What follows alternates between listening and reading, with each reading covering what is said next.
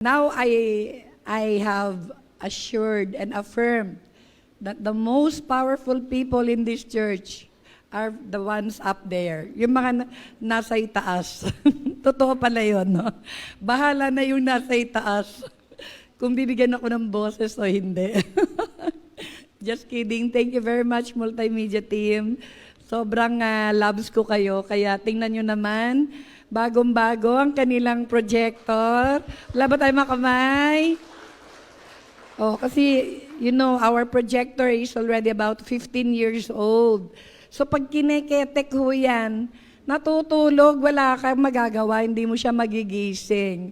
So finally, last week, we managed to raise funds to be able to buy a new projector. So I just want to thank our ministry supporters for the love gift, and church, let's just thank the Lord. We just want to give the Lord a clap offering for the gift. Yan, maraming salamat po. You know, out of nowhere, people will really give, and that's how we know that it's from the Lord, because our job is to work in the vineyard of the Lord, and it's the Lord who will provide for us. So, however, there is also a sad news that I'd like to share to all of you. I'm sure many of you are already aware.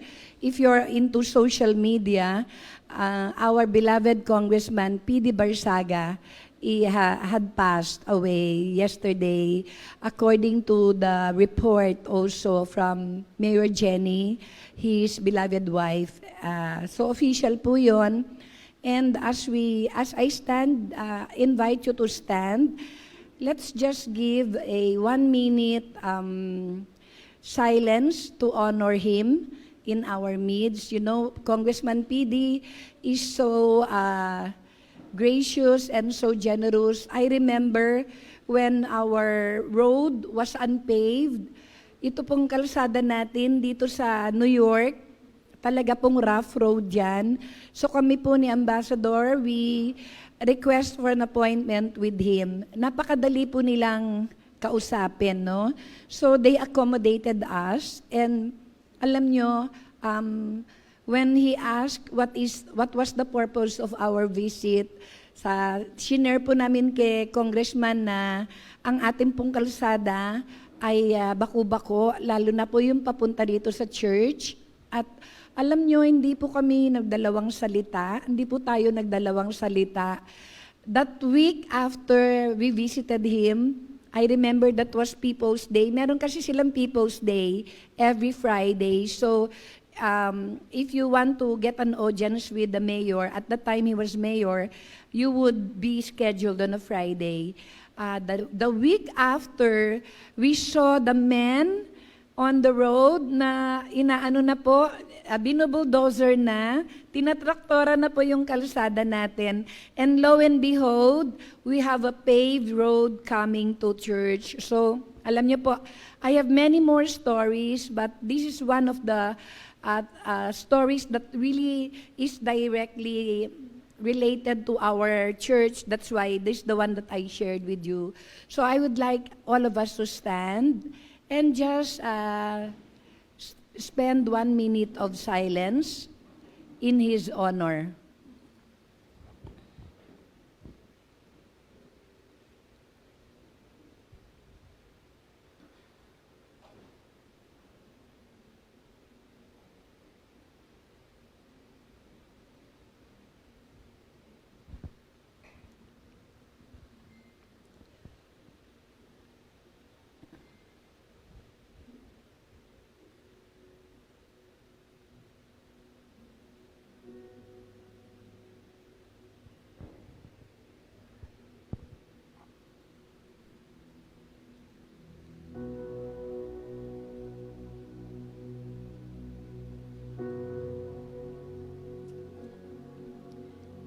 Our dear Heavenly Father, we bless you, Lord, for the life well-lived of our Congressman and ex-Mayor, Elpidio Barsaga Jr.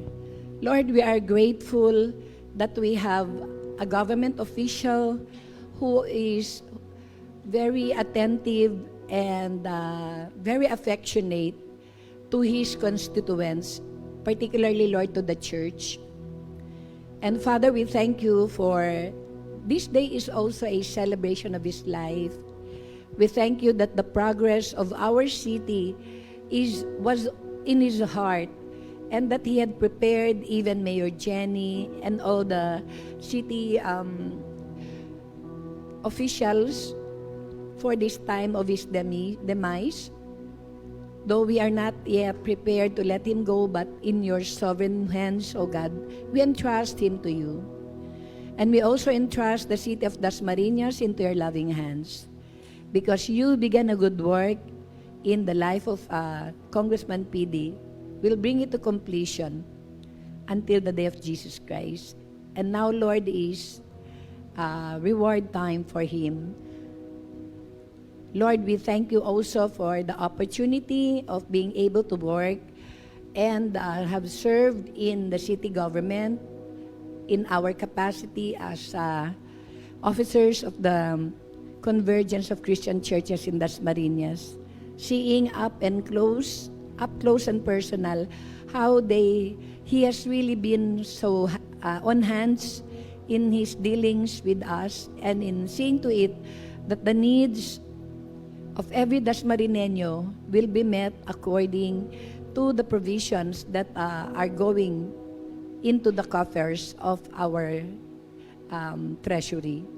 Lord, we want to pray for his family in this time of bereavement, for Mayor Jenny, for SPL Kiko, Lord, for Third, and also for Enzo, his and other bereaved relatives, Lord, that you will strengthen them, empower them to face life with you as the source of their hope. And it is through these times like this, O God, that the peace that passes beyond understanding is what we pray for them, that would rest in their hearts. We thank you and we bless you, Lord, for the lives of Congressman PD.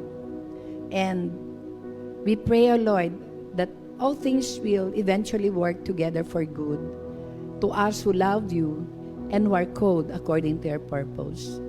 This we pray in Jesus' name. Amen and amen. And please remain standing as we continue. We proceed to the reading of the word, and our scripture is from Galatians 5, verse 22. Sabay-sabay po tayo. But the fruit of the Spirit is love, joy, peace, patience, kindness, goodness, faithfulness, gentleness, self-control. Against such things, there is no law. Subalit ang bunga ng Espiritu ay pag-ibig, kagalakan, kapayapaan, pagtitiyaga, kabaitan, kabutihan, katapatan, kahinahunan at pagpipigil sa sarili. Walang batas laban sa mga ito. Again, we pray, Lord, we entrust to you the word that has been read before us.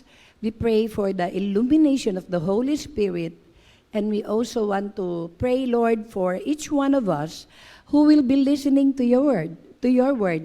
Panginoon, tagpuin mo po kami sa punto ng aming pangailangan, lalo na po sa aming mga nangangailangan po ng kapayapaan, sa aming pag-iisip, sa aming damdamin, Panginoon, sa mga hinarap naming mga pagsubok at mga challenges, Lord, sa mga problema, sa mga pangangailangan, at sa mga kabalisaan na meron po kami. Panginoon, ngayong umagang ito, we pray that the fruit of peace be born in us by the Holy Spirit will eventually cause us to rest in you and put our trust in you, understanding and realizing the depth and the height, the width and the length of the love of Jesus Christ for each one of us, in whose name we pray.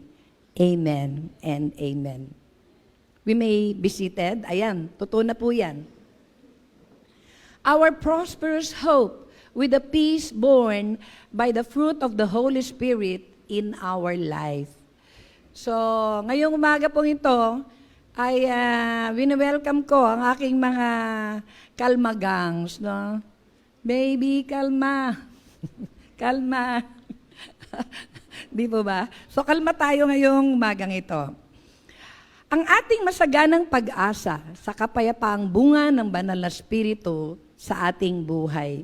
You know, when the Lord had given us the pure gift of eternal life as we accepted Him as Lord and Savior, referring to Jesus Christ, one of the gifts, so package po yung binigay niya na gift sa atin. So binigyan po niya tayo ng una-una, nung tinanggap natin Panginoong Hesus, anong binigay niya? Forgiveness of our sin.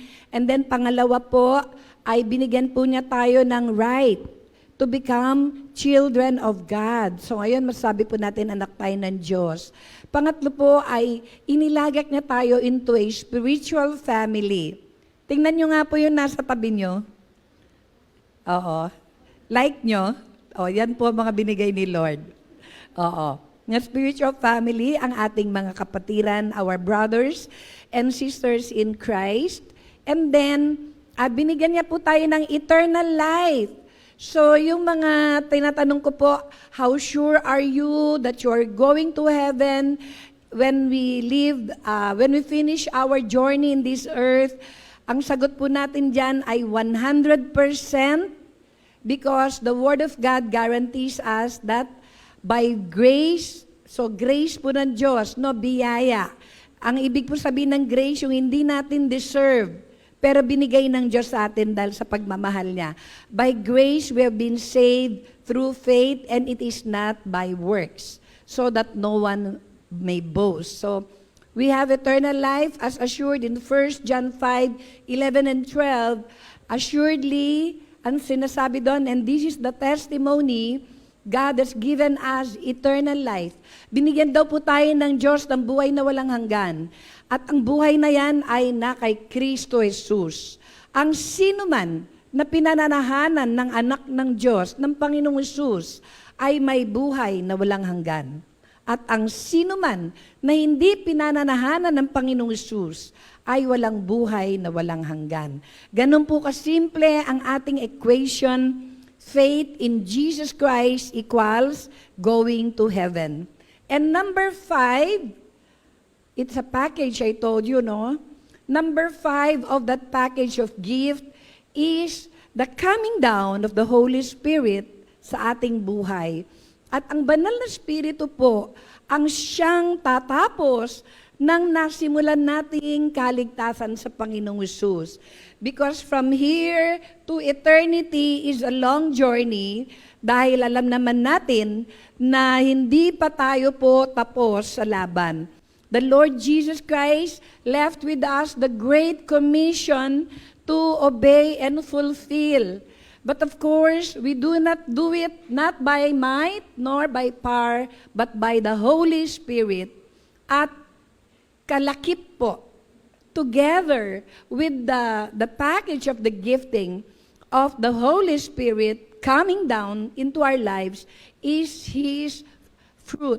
Actually, itong salita po ay fruit, hindi fruits, no? So it's a collective gift that the Lord, God had given us through the Holy Spirit. And thus far, we have already discussed last 2 Sundays about the fruit of love. And then last Sunday, we were talking about the fruit of joy. Very good. May isang umattend last Sunday. And today, we will be studying about the fruit of peace. Ayan. So, ito po ay napaka-exciting na buhay para sa atin. Okay, let's have a working definition of what peace are we talking about in our message. So the Greek word is airanai, no? So airanai. Alam niyo po, pag tayo po'y kinukurot at pinapasunod ng mga nanay natin at ayaw po nating sumunod, anong ginagawa nila sa atin? Kinukurot nila tayo. At anong sagot natin? Ay, Rainay! Yung iba naman, pinipingot sa tenga. At ang sagot natin, ay, Rainay! So, madali po nating maalala yung Greek word for peace. Ano ulit? Ang galing ninyo talaga, no? And the root word is airo, to join, tie together into a whole. Okay? Properly, wholeness, when all essential parts are joined together. So, ito po yung ating working definition. And of course, let's go and consult, ang tawag dito, si Miss Merriam and Webster. In other words, yung pong working definition natin is God's gift of wholeness. Binuo tayo ng Diyos. Sinira po tayo ng kasalanan. We were destroyed by sin.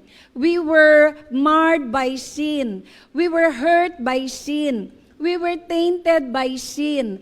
But because of the peace that comes from the Lord Jesus Christ, ministered to us through the fruit of the Holy Spirit, God gave us a gift of wholeness. And the word whole, we are using it here as an adjective. Sa Tagalog, ano po? Ang Tagalog? Pang-uri. Very good. Yung adverb, pang-abay. Alam nyo po, oo, nung ako'y maliit, ay tinanong po ako ng teacher ko, magbigay daw po ako ng mga halimbawa ng pang-abay. Tapos sinagot ko po, gown at barong Tagalog, bumagsak po ako sa Pilipino. Yun po ay nakita ko lang sa Facebook. Okay. So it's an adjective. So it's a descriptive word. Tao naman kayo. Pinag-isipan ko kaya yun. O sa buong message ko, yun ang ni-research ko. Joke. It is free of wound or injury. No? So yung wala ka sugat.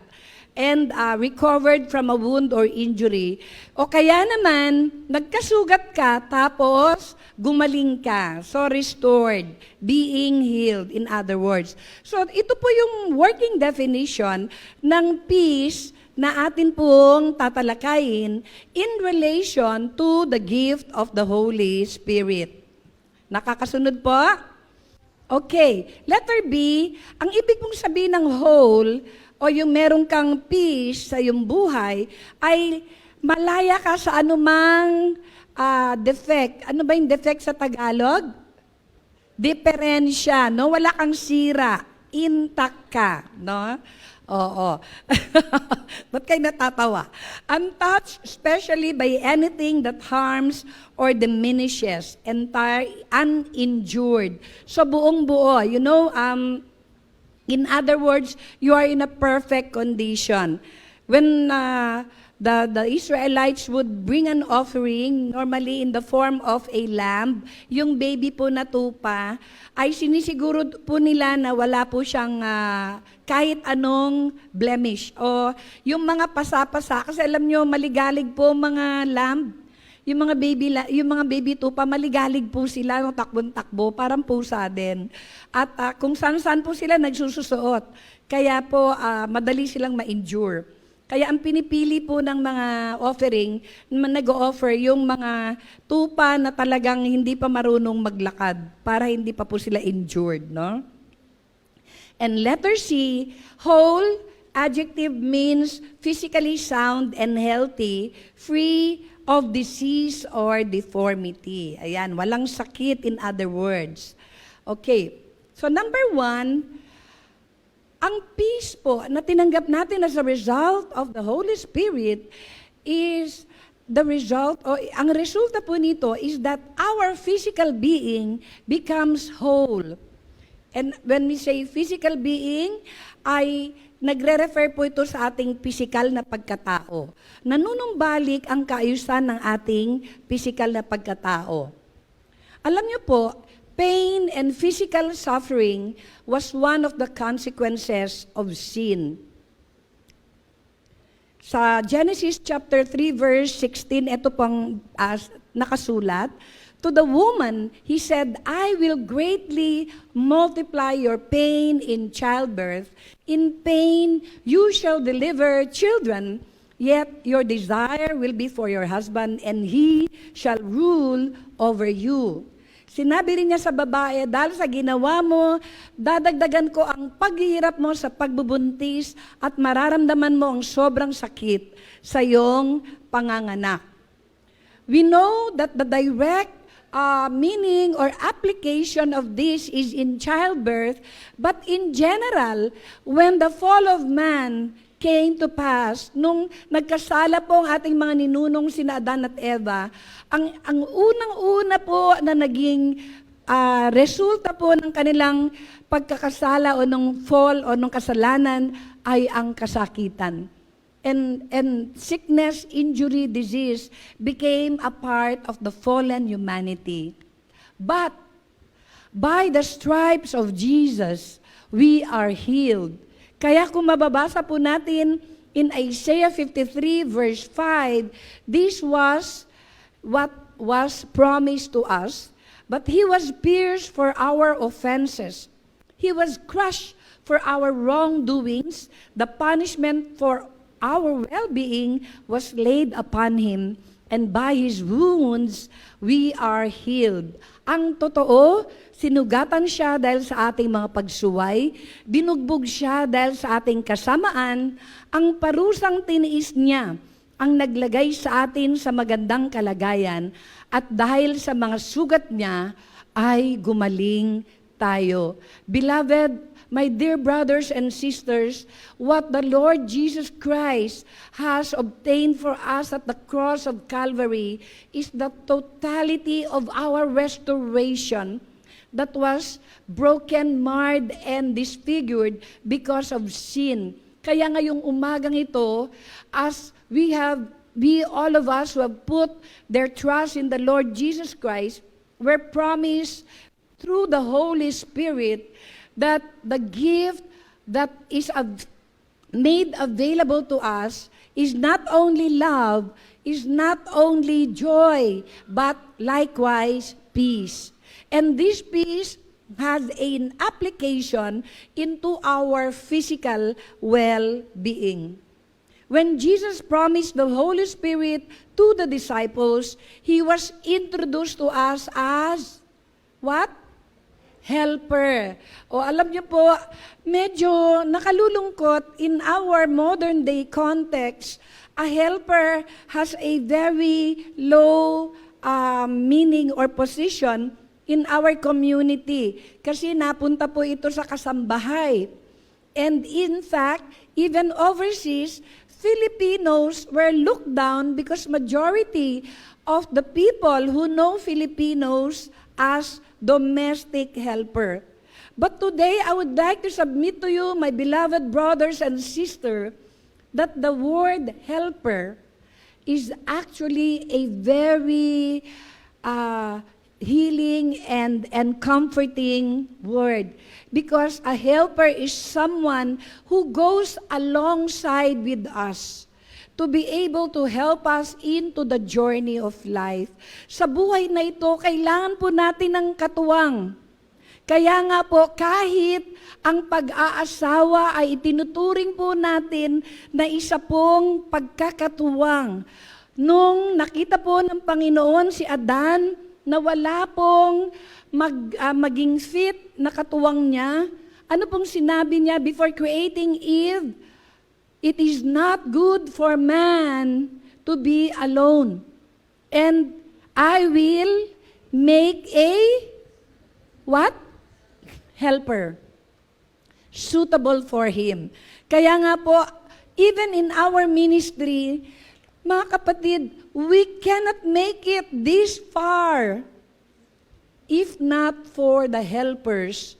The ministry helpers that the Lord has provided for us in the person of our council members, our ministry leaders, our volunteers, our workers, our supporters, who have given much of their time, effort, finances to be able to do the work of the Lord.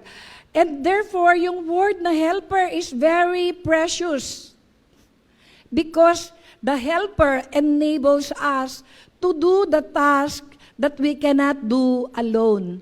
At hindi po natin talaga kayang gawin ang lahat ng pinagagawa ng Panginoon sa atin, except through the helper, the Holy Spirit. That is why He was the comforting promise that Jesus Christ had left to the disciples and eventually to us before He went to the cross and died for us. May natututunan.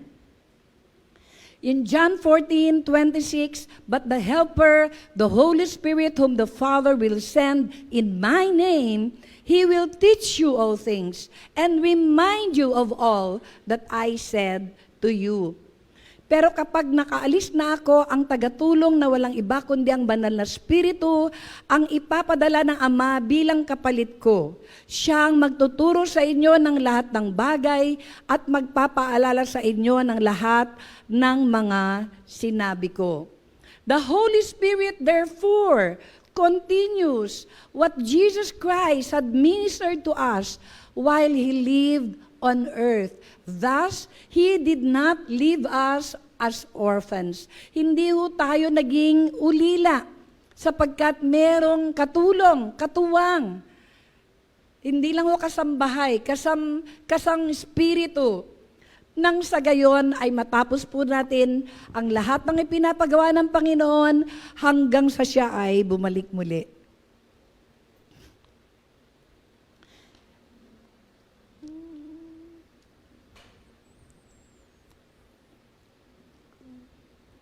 So pain and physical suffering was one of the consequence of sin, no? So ang una pong wholeness na binigay ng Panginoon ay ang tawag dito ang kagalingan ng ating pangangatawan.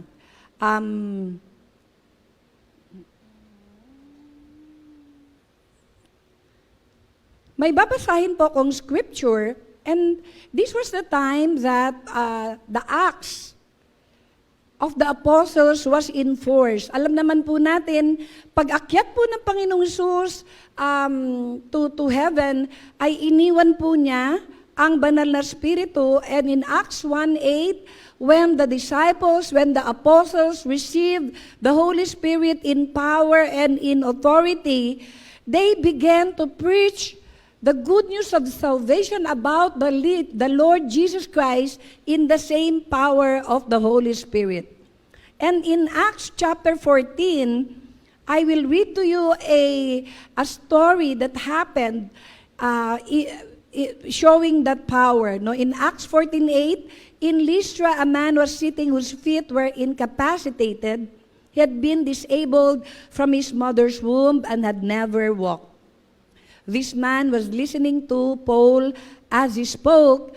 Paul looked at him intently and saw that he had faith to be made well. And he said with a loud voice, "Stand upright on your feet." And the man leaped up and began to walk. Sa Lystra, may isang lalaking lumpo, lalaking hindi nakakalakad dahil lumpo, na ito mula pa nang ito'y isilang. Siya ay nakaupong nakikinig sa pangangaral ni Pablo.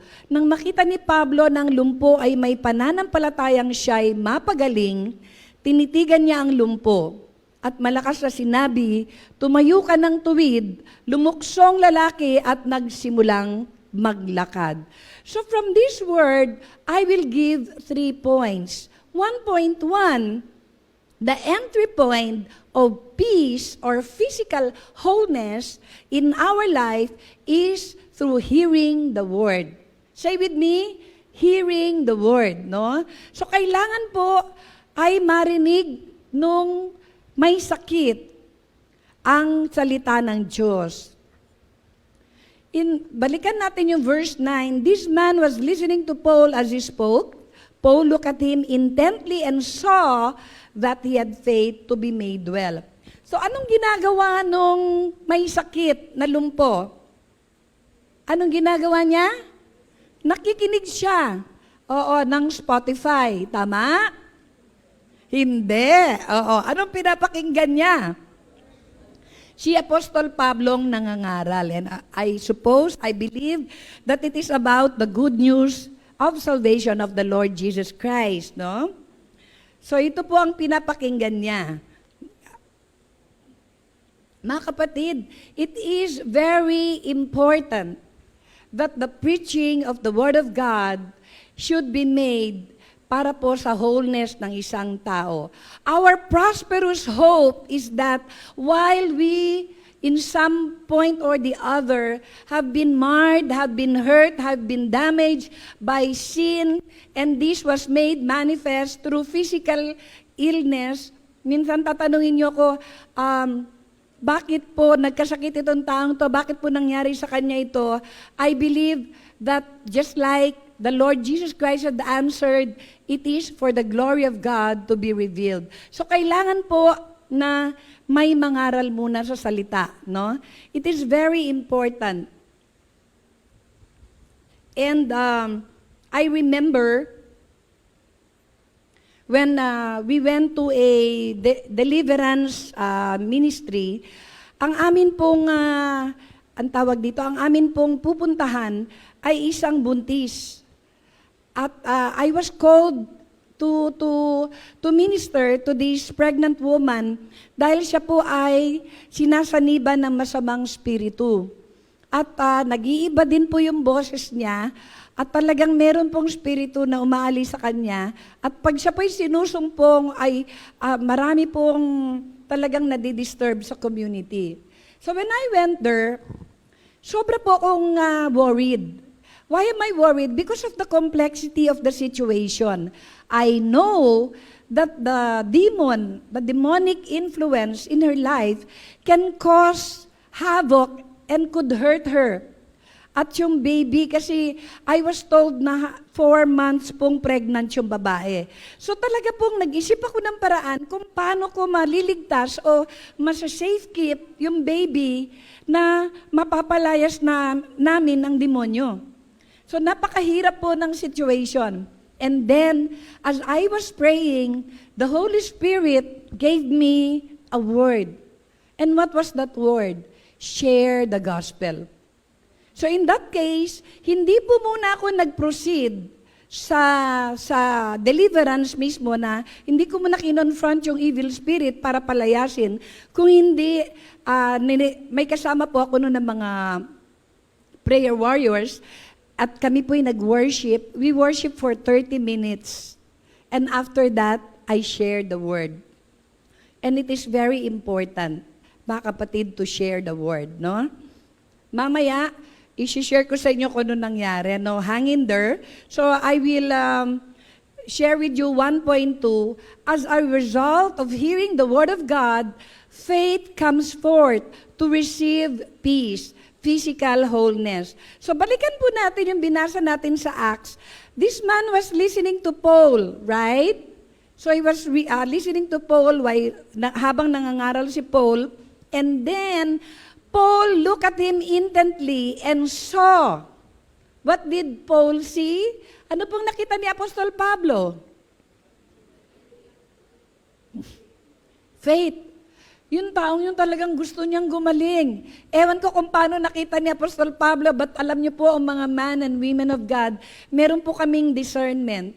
O meron po tayong inilagay ng banal na spiritu na tinatawag na word of discernment, nararamdaman po natin na hindi lang emotion, kundi may conviction na meron pong ipapagawa ang tao sa atin. So tinignan niya ang taong yun at nakita niya na may pananampalatayang gumaling. So go back with me again from hearing the word. Faith was generated, no? Because faith comes from hearing and hearing the word of God. And so the man was listening to Paul and faith was generated in him. Paul saw that faith, and what happened is that he stared or he looked intently, no? Tinitigan niya yung lumpo. And in 1.3, ano pong nangyari? we should minister the fruit of peace or physical wholeness to others. Nung tinitigan ni Paul yung lumpo, when he looked at the man intently and saw that the man had faith, what did Paul do? In Acts 14 at 10, it reads, "And he said with a loud voice, 'Stand upright on your feet,' and the man leaped up and began to walk." The man leaped up and began to walk. So sa Tagalog po, magandang balita, Biblia, at malakas na sinabi, "Tumayo ka ng tuwid, lumukso ang lalaki at nagsimulang lumakad." So hindi po sapat, mga kapatid, na tinitigan mo lang siya. Galing na siya. We need to minister. You know, as I am reading the gospel, I'm reading Luke right now, nakita ko po doon that it is really a formula that when you pray over a sick person, you need to lay over your hands.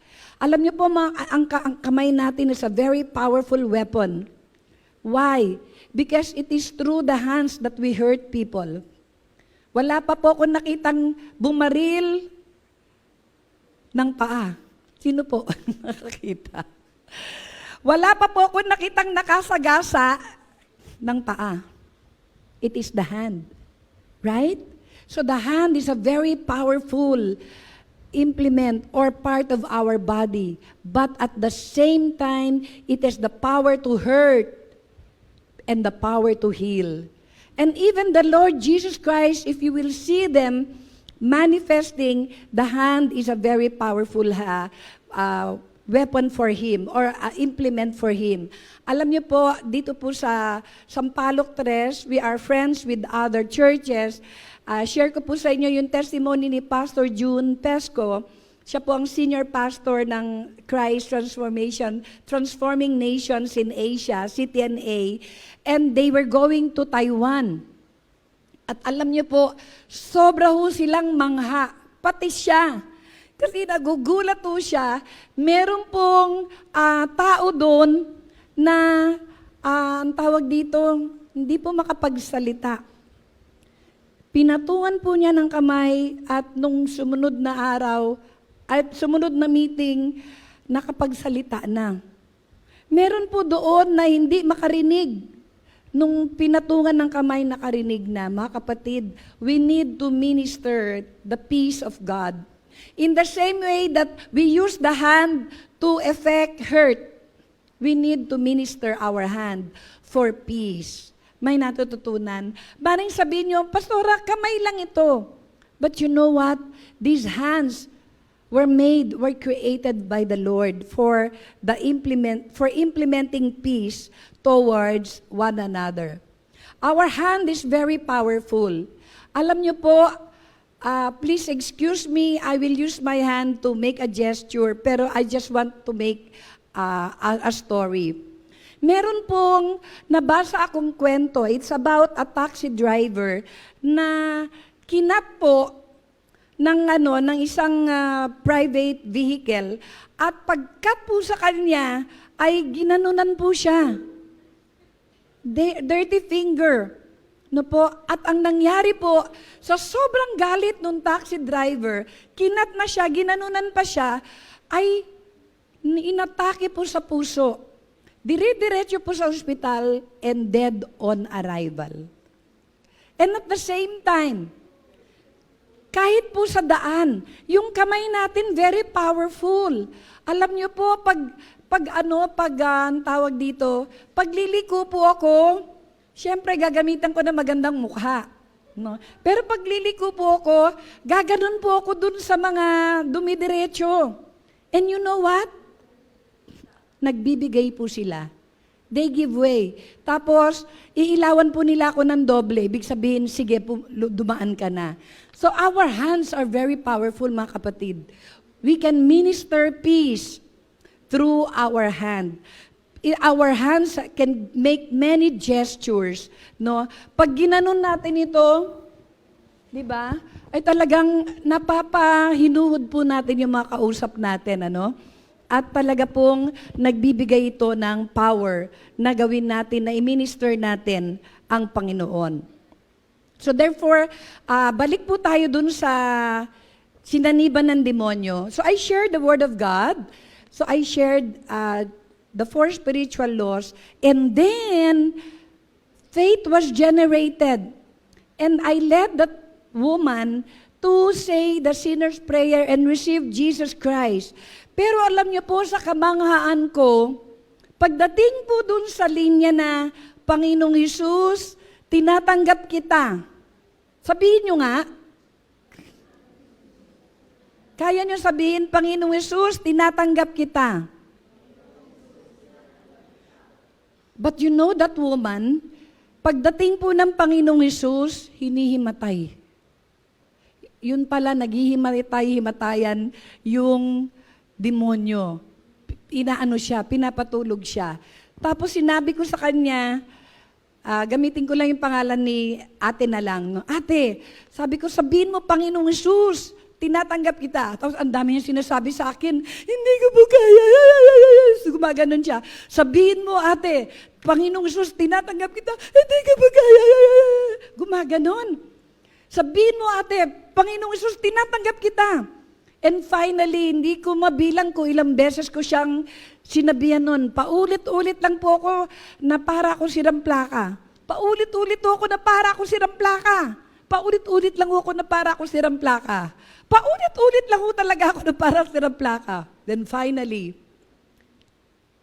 nasabi niya, Panginoong Hesus, tinatanggap kita. And you know what happened? But there was peace and quiet. Totoo na po talaga siyang hinimatay. Hinimatay po siya. And we know that the evil spirits were gone. Alam niyo po kung bakit? May mga maliliit na insekto all over the place. Naglabasan po lahat. Ang dami. Grabe po, ang kapal po. Parang yung mga lamok na naglabasan sabay-sabay at umalis po dun sa kubo, sa kinalalagyan namin. And we know that the person was whole. And you know what we did? Sa takot ko po, baka saktan niya yung baby nung evil spirit, kinausap ko po yung mister.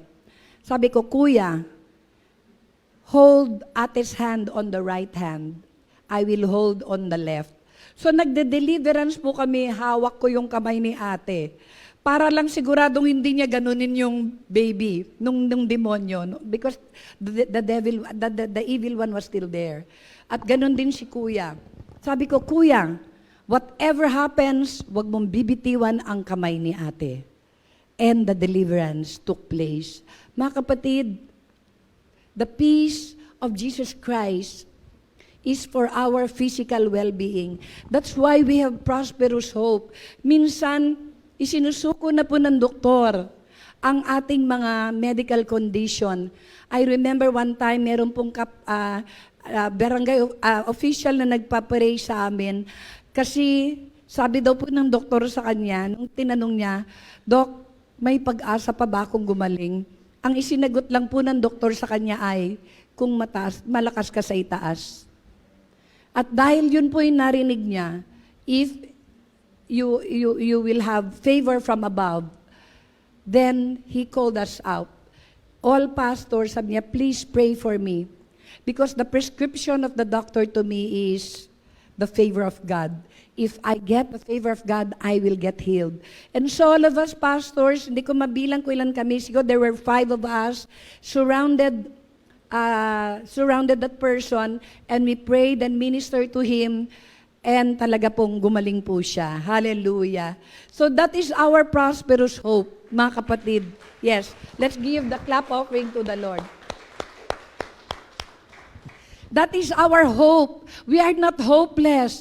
God, when we accepted the Lord Jesus Christ, gave us that privilege to be able to receive the fruit of peace. And that fruit of peace means peace in our physical body. Alam niyo po, pag tayo po ay may sakit, di ba hindi tayo makatulog? Nagkaka-insomnia tayo. at naapektuhan po ang buong pamilya natin. Hindi tayo makatulog, umiinit ang ulo natin. Tama? At wala po tayong nagagawa. But this morning, I would like to give you the good news that the peace of God will come upon us even as we receive the fruit of peace from the Holy Spirit. Number 2, our mind and emotions become whole.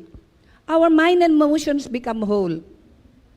Alam niyo po, I would like to share with you what is the relationship of the mind to our emotion by explaining to you a concept that was developed by Dr. Gary Sweeten, which entitles ABCD of emotions, no? According to Dr. Sweeten, lahat po ng nangyayari, everything that happens in our life is a chain of activating events one after the other. So it starts with one activating event. Say with me, activating event. O, yun ang letter A, no? A, B, C, D kasi yan. Okay. So what is pag may nangyayari daw na activating event, nagkakaroon po ng consequential emotion. Say with me, consequential emotion. Okay. So nagkakaroon po, may nararamdaman tayo, no? In other words. And then, out of the consequential emotion, ay nagkakaroon po tayo ng decisive behavior. Uma-action po tayo, no? At pagkatapos nun, ay sa last, sabi ni Dr. Sweeten, ang atin pong mga ginagawa sa buhay, kung i-examinin mo, ang root cause o ang pinakadahilan behind that, the reason behind every decisive behavior, every action that we do is out of our belief system. Kaya very important po yung sinabi ng Scripture that we need to be mentally sound. We need to change our thinking. We need to have faith so that we will be able to act and respond rationally according to the situation that we are going through. Okay. So, very important po mga kapatid, na meron po tayong tamang mindset. Kasi yung tamang mindset natin, yung tamang belief system natin, will drive us into doing the right thing. Okay? So, I'll give you just 3 examples. It has something to do with our resources. Marami pong issues sa buhay natin are driven by money, right? Or the lack of it, right? So 2.1, we need to renew our mind and inculcate in our belief system that our provisions shall not be limited by our own resources. Okay? So I would like you to tell that to yourself. My provisions shall not be limited by my own resources. Okay. Normally, if you are a working student, or rather a working person, your own resource will be in the form of salary. If you are a businessman or businesswoman, your own resource will be in the form of profit. And if you are an investor, your own resource will be in the form of return of investment, no? And if you are a pensionado or retired person, your own resource will be in the form of pension. Tama po? So, I would like to submit to you right now that our resource is not only limited. Our provisions is not only limited or shall not only be limited by our own resource. In Hebrews 13 verse 5, make sure that your character is free from the love of money, being content with what you have, for he himself has said, I will never desert you, nor will I ever abandon you. So that we confidently say, the Lord is my helper. I will not be afraid. What will man do to me? Huwag kayong magmukhang pera. Aray. At makontento kayo sa kung anong meron kayo. Kasi sinabi ng Diyos, hindi kita iiwan, hindi kita pababayaan. Kaya malakas ang loob nating sabihin, ang Panginoon ang tumutulong sa akin, hindi ako matatakot anong magagawa ng tao sa akin. Very important po ito, mga kapatid. Kasi marami po sa atin mga misis, mga kapatid, pag oras de peligro na, what is the activating event? Atrese na. So pag mga atrese na, nauubusan na tayo ng, anong susunod nun? Yun ang activating event, 13th of the month. Your emotions become so overwhelmingly mainit ang ulo. That's the emotion. Bakit? Anxious. And if you look at the belief system, kasi at 13 na, paubos na aming pera. Wala pa kami pambayad ng bills. Wala na kami pamalengke. Wala na pambaon ng mga bata. Ano yung decisive behavior? Nagpunta sa bingguhan. Maipagulong nga ito. Itong aking natitirang, anong tawag dito, 200. Asa kasamang palad, olats. So umuwi, lalong wala. So you see, the belief system is that nag-aalaswerte. We believe in luck. That's why we went to the bingguhan. But if our belief system is dependent on faith, pag faith-based po yung ating belief system, and according to the Word of God, then you will see that there will be peace of mind. I remember, activating event, my husband received a letter from the HR, and the letter reads, "Dear Santos, we are sorry to tell you, to inform you, that the company is cutting on expenses because of the COVID pandemic. And therefore, please expect that in the coming days or months, you will only be given 3 work days a week. 3 work days a week. However, since you have balance of leave, we will use your balance to compensate you on those days. And eventually, we will deduct whatever is necessary from your pay after the leave has been offset, no? So yun ang activating event. So yung aking consequential emotion nung una, nakita ko dun, no, ang consequential emotion ko is that no, this is not, we are not accepting it. I am rejecting that in the name of Jesus. So yun yung aking emotion.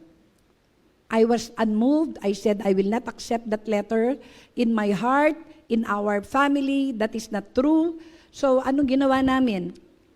What I did is, we took up from our savings and we gave the Lord a special offering.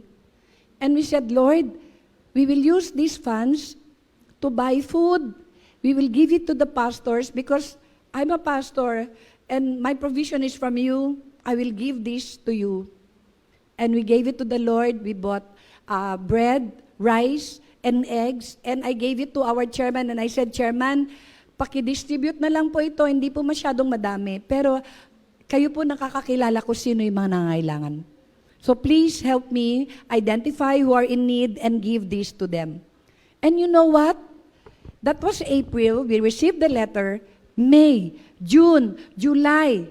Dumating po ang December and my husband stays in the job. Hallelujah! Why? Because we are founded on the same belief system. You know, God gave us peace. And this peace is, the world does not give this peace. It does not depend on the situation. It depends on our assurance that God is with us and His promise of His word is true. So whatever the Word of God that promised to us, He said in Hebrews 13, I will never leave you, I will never forsake you. I cling and I held on to that Word. And I prove it all the more that it's true. And I was able to sleep. Yung iba sa atin, alam nyo, during the COVID pandemic, many people had died because of panic and heart attack. Not because of COVID. Did you know that? Marami yung namatay, nagpanik, natakot. Hindi pa dumarating yung kinatatakutan. Why? Because they did not see the situation by faith. My beloved brothers and sisters, our prosperous hope of receiving peace in our inner self, in our minds, in our emotion, is in the surety, in the certainty of the promise of God to us. Hindi niya tayo iiwan, hindi niya tayo pababayaan. 2.2, our safety and protection shall be beyond our natural course of life. Our safety and protection shall be beyond our natural course of life. Psalm 91 verse 1, He who dwells in the shelter of the Most High will abide in the shadow of the Almighty. I will say to the Lord, my refuge and my fortress, my God in whom I trust. Ang sinumang nananahan sa piling ng katastasang Diyos na makapangyarihan ay kakalingain niya. Masasabi niya sa Panginoon, kayo ang kumakalinga sa akin at nagtatanggol. Kayo ang aking Diyos na pinagtitiwalaan. Mga kapatid, our safety is dependent on the Lord. Kahit po in the natural course of life, pwede tayong mapahamak, pero pag ang Diyos po ang nag-protect sa atin, hindi po tayo maano. You know, last month, I received a horrible news. Yung isa po nating pastor ay nabangga po ng bus, St. Aldrin. At nung nakita ko po, ay talagang nahintakutan ako. At the circumstance was very odd dahil yung si pastor po ay nasa harap ng bus at it's a red signal, it's a red light, so everybody are supposed to stop. But this bus was in a hurry to go and he bumped into the car. And you know what? Di ba may box? Tapos may pedestrian lane pa, nandito yung kapatid. And out of the impact of the bump, alam niyo po ba, before the pedestrian line, the car jumped inside the box. Ang layo, mabuti na lang, it was rush hour but walang tumatawid. And when I look at the sister, she was intact. Ang natural course ng disgrasyang yon ay maaring namatay. Nung nakita ko po yung bangga niya, malala po. And that's why sabi ni pastora, hindi ko po ito palalagpasin. I will see to it that the driver will attend to that kasi talagang life-threatening. And yet, she survived. She was unscathed. Wala pong nangyari sa kanya because it was the Lord's protection that was upon her. Kaya sabi ko, pastora, ngayon alam mo na how it looks like or how it feels like to have angels hovering around you at your disposal, that whenever there's something that happens, you will not be harmed, but you will remain calm. Nung nakita ko po si pastora, sobrang kalma. Baby, kalma. Ang kalma po talaga niya. Napakanta po ako kalma dahil talaga ang kalma niya. No? So our situation is not based on the presence of the enemy or the power of the enemy, but our peace is on the protection that comes, the supernatural protection that comes out of the word, from the Word of God. At kung titingnan mo, it was enough for her to be traumatized. Pero nakita ko si pastora, nagda-drive. Pagka gawa ng kotse niya, walang trauma. It was the peace of God. The peace of God. Yung kalmante ka sa lahat ng pagkakataon. Dahil alam mo, mamatay o mabuhay, kay Kristo ka lang. And 2.3, dito po ako magtatapos. Our success shall not be dependent on our abilities alone. Alam nyo kasi, hindi nalilimitahan ng ating kakayahan ng ating tagumpay. We are anxious. Wala tayong peace. Kasi nagwo-worry tayo, kaya ko ba to? Jumbo hotdog, kaya mo ba to? 2 Corinthians 12:9, the promise of God. But he said to me, my grace is sufficient for you, for my power is made perfect in weakness. Therefore, I will boast all the more gladly of my weaknesses, so that the power of Christ may rest upon me. Ganito ang kanyang sagot. Ang kagandahang loob ko ay sapat na para sa iyo, sapagkat lubusang nahayag ang aking kapangyarihan kapag ikaw ay mahina. Kaya't buong galak kong ipagmamalaki ang aking mga kainaan upang manatili sa akin ang kapangyarihan ni Kristo.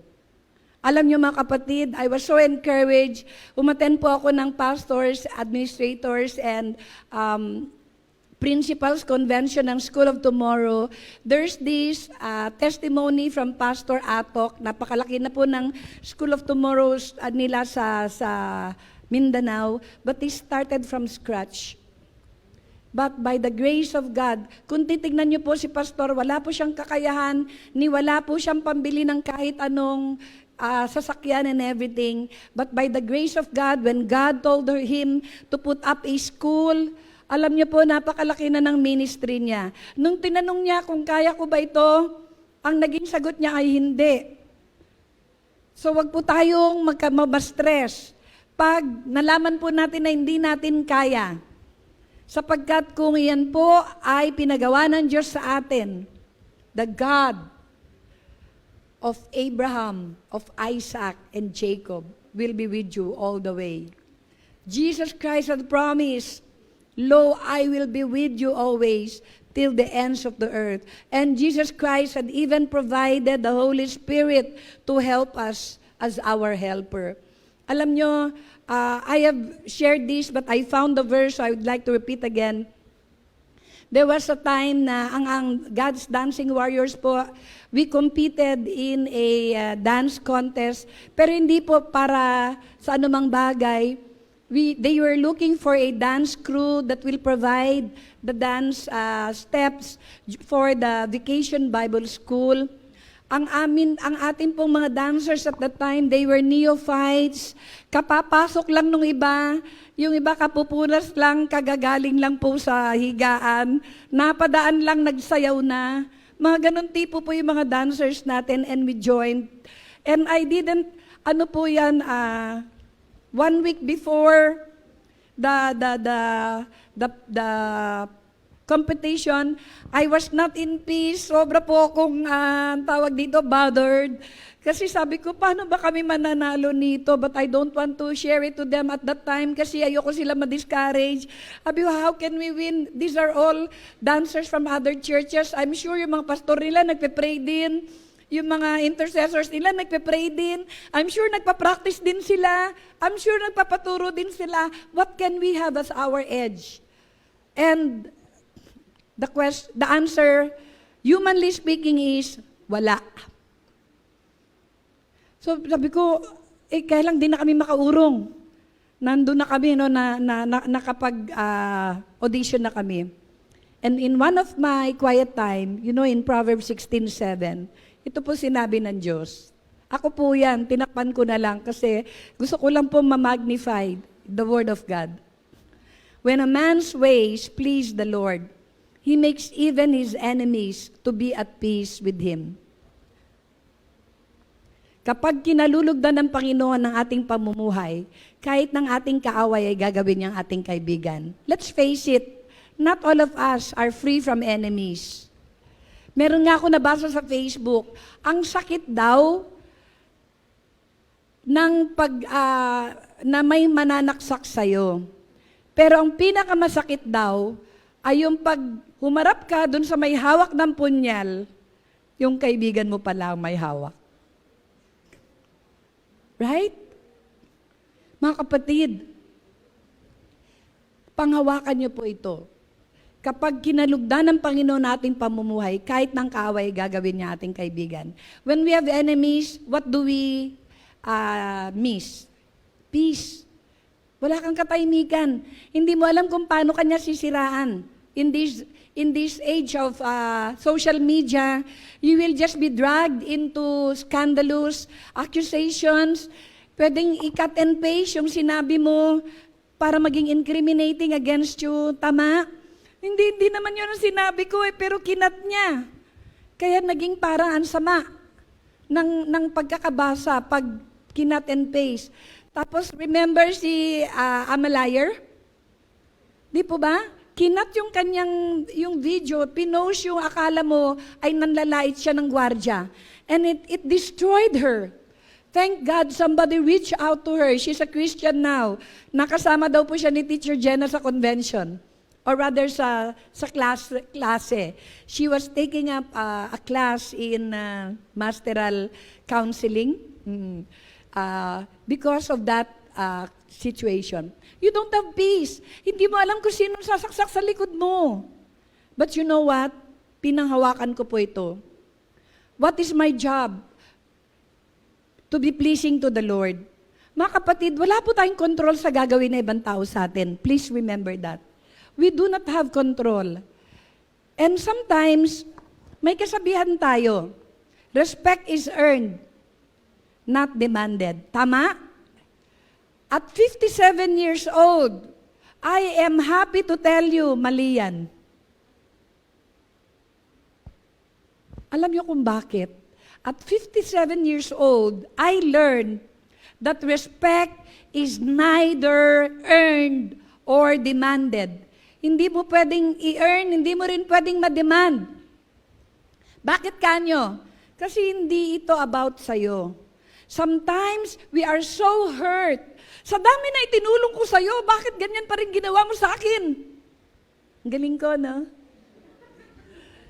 Joke lang yun. Di ba? Ang hindi ko matanggap. Pinakain ko siya, pinautang ko siya. Nung wala po siya matiran, kinupkup ko siya. Tapos ngayon, nanibang bahay siya kasama ang asawa ko. Meron pong ganun, ano? Ang sakit po. And it hurts. But you know what? You cannot demand anything. I learned about that. And kasi pag nangyari, talagang maloloka ka, mababaliw ka. It can cause mental depression. Hindi ko matanggap ang ginawa niya sa akin. Bakit hindi niya nirespeto ang pamilya ko? Galing ko, no? Oh, why didn't he? Kasi hindi po yung dependent sa inyo. But you know what? If you are holding on to the Word of God, ito po ang ino-hold on ko. Lord, hinihintay ko po mangyari ito na pati yung kaaway ko ay gagawin mong kaibigan ko. Amen? You want that? You know what you can do? No, don't earn that person's respect. Kahit 1,000 beses mong pautangin yan, you can never earn the respect of that person if that person is really disrespectful. Amen? But what can you do? Ayusin mo ang puso mo. Be pleasing to the Lord. Maglingkod ka. Oo. Maging maayos ka. Ayusin mo ang ugali mo. Ayusin mo ang paglilingkod mo. Ayusin mo ang trato mo sa kapwa mo. And you know what? The Lord will do His part. He will make your enemies your friends. Tuloy ko. Nandun kami sa competition. Nakikita ko, yung pinaka-stiff naming group na sa tingin ko yun na magna-number 1. Sorry mga anak. Oo, ano lang, real talk lang si Pastora. They were talking to our dancers. They were befriending our dancers. Kinukuha nila yung number and everything. At nakikipag mga groupie selfie. Sabi ko ba? And then I remember the word. Ito na ba yun, Lord? So may nabuhay sa aking puso. And then, when the winner was announced, they got first. Hallelujah. Hallelujah. Wala ba tayong makamay? So we have prosperous hope, mga kapatid. Because when we base our belief system on the Word of God, we will be able to, ang tawag dito, respond emotionally in the way that is pleasing to the Lord, and this will lead us to the right behavior and action because our belief system is based on the Lord. Kaya we will be stable and we will not be like the waves that is tossed here and there by the situations of life. So our peace of mind does not depend on whether we have enemies, we have problems, we have difficulties, but it is based on the promises of God that will really anchor our soul into that calmness, knowing that God will never leave us nor forsake us. The psalmist says in Psalms 56 verse 3, "When I am afraid, I will put my trust in you. In God whose word I praise, in God I have put my trust. I shall not be afraid. What can mere mortals do to me?" What can mere mortals do to me? Do to us? When I received that letter coming from HR, that my husband will soon be terminated, that's all that you can do. Threaten us with termination. But my God is able to do beyond that. My God is able to supply all our needs according to His glorious riches in Christ Jesus. That's who my God is. And that does not depend on man. So no man can do anything that will be harmful to me because I will put my trust in God. Amen? Kapag ako'y natatakot, magtitiwala ako sa inyo. O Diyos, pinupuri ko kayo dahil sa inyong pangako. Hindi ako matatakot dahil nagtitiwala ako sa inyo. Ano bang magagawa ng isang hamak na tao sa akin? Wala. In conclusion, we have prosperous hope in the fruit of peace because the ultimate outcome is physical, mental, and emotional wholeness in our whole being. Sa konklusyon, may masagana tayong pag-asa sa bunga ng kapayapaan na ng banal na spiritu dahil ito ang magdadala ng kagalingan at kaganapang pisikal, mental at emosyonal sa ating buong pagkatao. Let's pray. Our Father in heaven, we want to thank you and we bless you for the word of assurance to us, Lord, that our peace does not depend on man, our peace does not depend on situation, our peace does not depend on what we have or what we can do or not do. But our peace is in you, O God. You are the peace that guides our hearts. And this morning, I just want to pray for you. If there's something that's bothering you, you can just quietly raise your hand. Taas niyo po yung kamay niyo kung saan man kayo naroon. I just like to minister God's peace unto you right now. I told you that the hand is a powerful part of our body that can minister peace right now.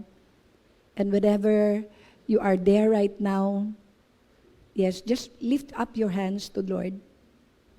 Ako po'y mananalangin. Aming Ama't aming Diyos, our dear Heavenly Father, you see the hands that are raised before you.